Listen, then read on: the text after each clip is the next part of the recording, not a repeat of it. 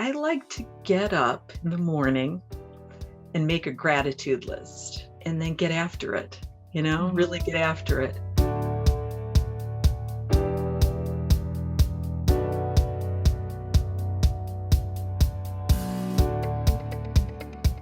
It's so great to have you on Winning Wednesday. And from meeting you at the Women's Leadership Council a few weeks ago, it's an honor to be able to talk to you in this capacity one-on-one. So thank you for being here with me. And I wanted to give you an opportunity just to open up and share a personal and professional check-in, maybe something the audience doesn't know about you. I present as a very confident and very together person, and I'm just like everybody else. I have insecurities and I have things that I worry about, just like everybody else. Don't let this fool you, okay? This is something that I have learned to produce over many, many years of working. What's interesting now is that it's coming from the inside and not so much a facade in an acting job. As women, especially, we kind of see like the pretty blonde who's like confident and popular and just kind of create a story in our own minds of she's going to be fake or she's not going to be my real friend or whatever the case is. So I just appreciate that you kind of break those walls down right off the bat and you're like, listen, don't judge a book because I'm just like everyone else and we all have the same struggles. So I think that's a great approach just to make everyone more comfortable. The way I look at it is if you can't be authentic, there's just no point participating in these kinds of things anymore. The bottom line is that people are tired of the false and the inauthentic, and they're looking for something more.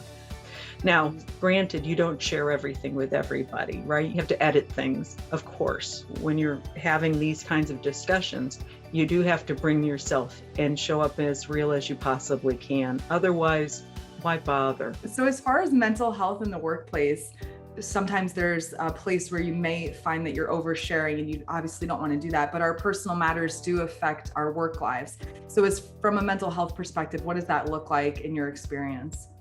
As a leader, I think you have this phenomenon called contagion. What you show up with is what you will cause your team to feel in most cases. It's important to put on as much as possible, a positive face. Now, with that said, when you have one-on-one conversations, if you're going through something, sometimes it's good to let them know. Especially in these days with the pandemic and working remotely, it takes every little bit of energy that we have to do the job. So I don't want to add to their plate. But at the same time, I also want them to know that if they sense something, and most of them are quite intuitive, that it's not about them, it's on me, I try to tell them just enough so that they understand that something's going on, but not to burden them or not to tell too much. I know before we started, you mentioned that you wrote a book on mental health and making it through the pandemic. So do you want to share a little bit about what went into that? Well, I was one of 25 that wrote a chapter to the book called Leading Through the Pandemic. My chapter was a very personal story because as soon as the pandemic hit for me, that meant going off of the road, not traveling at all. And I was doing a fair bit of public speaking, and some of the public speaking was really important to me. Keynotes that I hadn't done before, topics about advancing women. I had already picked out my outfits, Important things, yeah. And one by one, they were canceled, and I had to slow down.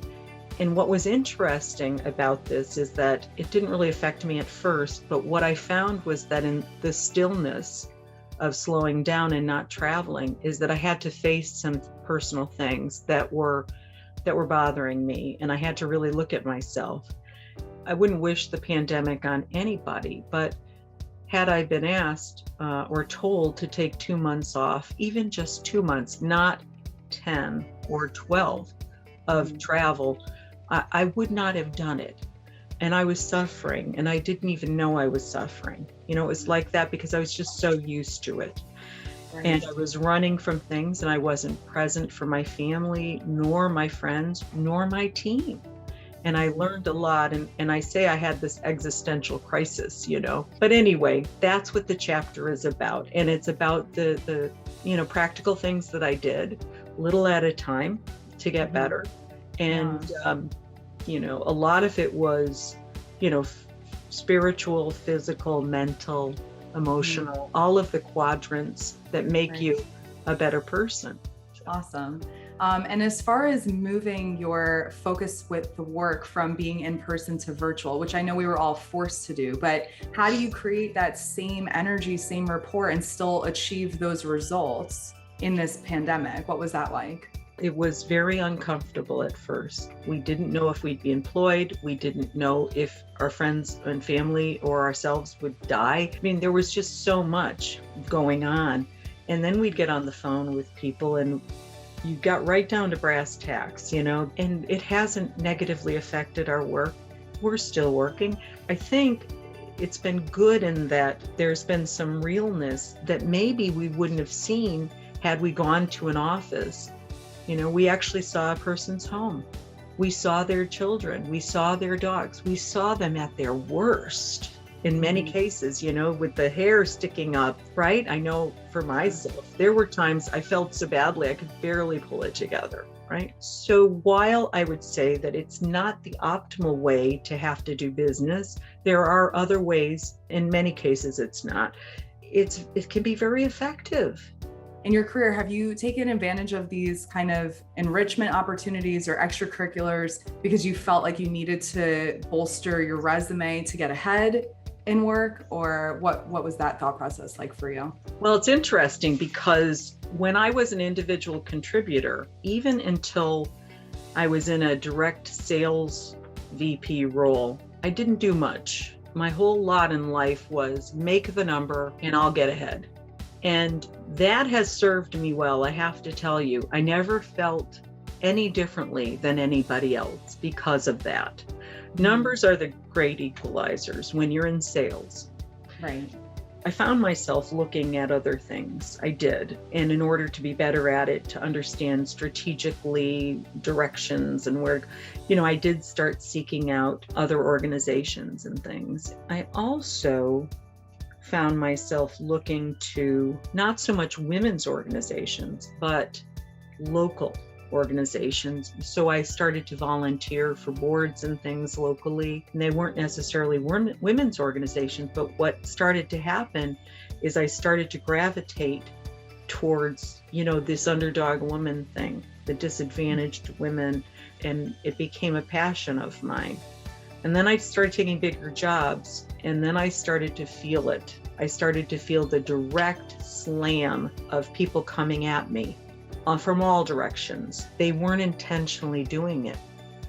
They were trying to help me not stick out like a sore thumb in this big job I had, okay? The point that I'm trying to make is that the women, through holding a big job and finding that in an innocent way, I was trying to be changed. In many cases, because I was different because I was a woman, I realized that we have things we need to change. And so that's when I got really passionate about it. My advice to young women, younger than me, if you don't feel confident enough, if you don't feel like your voice is being heard, join a women's group and get some coaching and get some free help, because someone there will have been through this already, and someone there will be able to help you. You're not alone. And somehow just knowing that you're not alone helps immensely. Yeah, no, that's very true. And I think just finding those allies within a community of women can be very impactful too, because sometimes it's hard to trust, right? And to develop those relationships. And I wanted to ask you about channels' influence in the world of business. And I think just that example of women working together, we want to see companies working together and see that be the progression into business in the future. How has that been for you, moving from sales into this supporting role within Channel? Well, I was asked to do it by our CEO when I was at Terramark, which was a Verizon company. Since then, I will say that partnering makes the world go round. It really does, especially today where staffing is so hard to do not one company can hire enough salespeople to do what they need to do, or enough skilled employees for one type or another. Partnering and sharing, work effort is so critical. It's just the way to do it. I like to hire direct salespeople that want to be in channels, because I think that, especially if they've come from within the company, I think that's fantastic, because they already know how to do it, and that makes them great teachers, of the process. I'm so grateful to be in a company where the mindset is, let's get to 100% channel, because they really understand the leverage, and I'm very happy. It's the happiest I've ever been in a role, because I have that cultural support, and I haven't always had it, Really, channel could be that stream of brand new revenue for a business. It doesn't need to be moving money around. So in the immediate future, how do you see that playing out? Well, we focus a lot on new logos for the channel. That's really important to us. We still pay on the renewal, but our reporting has to generate what is a new logo and what isn't. We can, let the channel folks know where they're being effective and where they aren't, because the fact of the matter is that if we're just doing existing customers add-ons, that's really not going to get the exponential growth we need. Mm-hmm. You see, our product, people love it when they get it. So they're going to order more either way. There's not a lot of sales to be done, truthfully.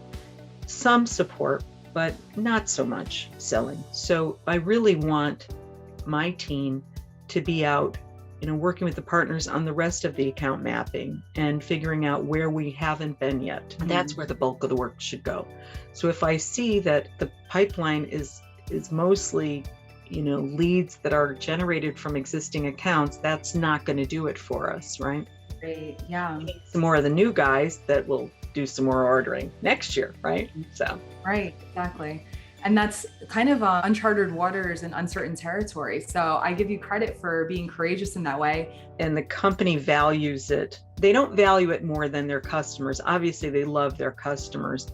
Right. But, they start stacking up. The rule of 78. You start stacking these. Here's the one guy who spent $10,000 and they get that every month, right? Or whatever it is. And then he adds another 10 and another 10. Then the next guy comes and he's another 10,000 and he ends. And before you know it, it's an exponential growth situation. That's what we need to do as a company. And so, as a leader, these are the levers you have to push on. Yeah. And as a leader, pushing on those levers and getting those deliverables, that's how you kind of show your value to the organization as well. Exactly. So they tell us what they want and then we have to figure out how to get it, right? And out of the people. Yeah. I love that. Yeah. There's a purpose for everyone on the team, even though some people feel like I'm doing all the work. It's like, okay, but who motivated you to do the work? Probably your leader to some extent. So I think that's awesome. Do you have any final thoughts on anything that we've touched on so far before I guess close out with my final question that I like to ask? No, this is great. Awesome. Yeah. No, you've been fantastic. And I just love kind of the gamut that we've run with this conversation, because we did touch on a lot of different things. And it's always just nice to have that breakdown and break outside of work, because I really think that that's what that Women's Leadership Council gave all of us. It was this, colleague environment where we could kind of have that water cooler talk, but in this remote environment, we're not really used to that anymore. It's not organically built into the day. We go from meeting to meeting and we don't really have time to just connect as human beings that also have a day job and are making those deliverables, That's so correct. Absolutely right. Yep. My final question for you is, how do you like to win Wednesday? So what does that mean to you? Okay. How do I like to win Wednesday? Well, I like to get up in the morning and make a gratitude list. Love that. And then get after it, really get after it. I was working out today. I have a trainer and I was a little bit, it was rainy and cold and it was raw. It was like 47 degrees and it was raining. The sun's out now. And I was like, I don't want to do it, and he's like, what's wrong with you?